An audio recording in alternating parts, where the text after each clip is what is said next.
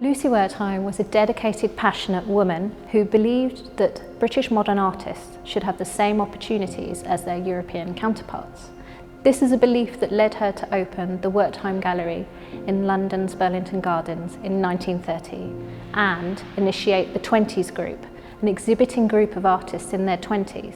Lucy Wertheim was born in Manchester. She was from a family of cotton merchants. She was kind of privately educated and she became a governess in her kind of younger years before she married Paul Wertheim. She felt that she was in a privileged situation and that with privilege came a responsibility for her to kind of give back to society.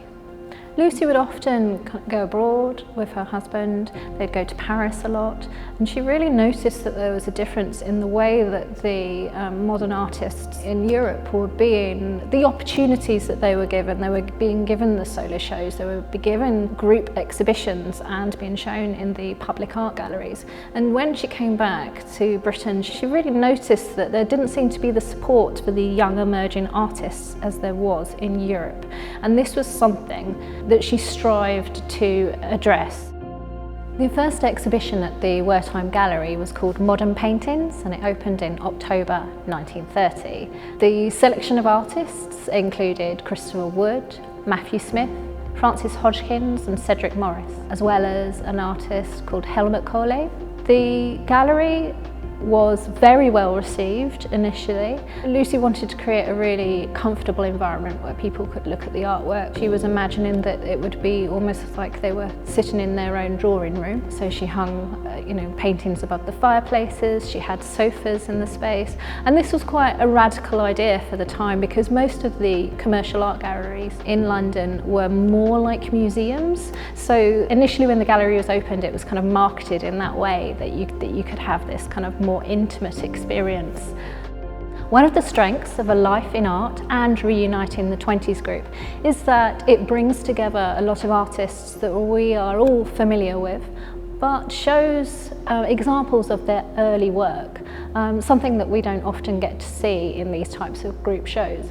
So we have early examples of Henry Moore, Cedric Morris, Barbara Hepworth, Roger Hilton and Victor Passmore.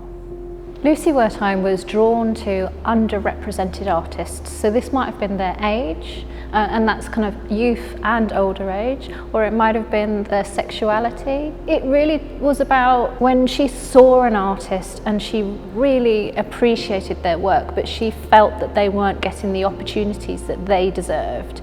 That was the point at which she felt that she should represent them in her gallery. The Lucy Wertheim bequest in 1971 to Towner Art Gallery was the reason that we put on these two complementary exhibitions. But what we didn't realise when we started the research on these exhibitions is what her legacy was to the rest of the country, and actually internationally as well. Collectively, she gifted over 500 works to regional, national and international galleries and museums. Lucy understood that it was very important to put her artists in public collections. She knew that gifting a work into a public collection kind of cemented their work in a moment, in a time, and that having their work out there in these collections would mean that they wouldn't be forgotten and that it would help to build the artist's career. So it was a very selfless move, her gifting so many works to all these different collections. It was really for the artists that she did this, so that they could establish a career during their lifetimes.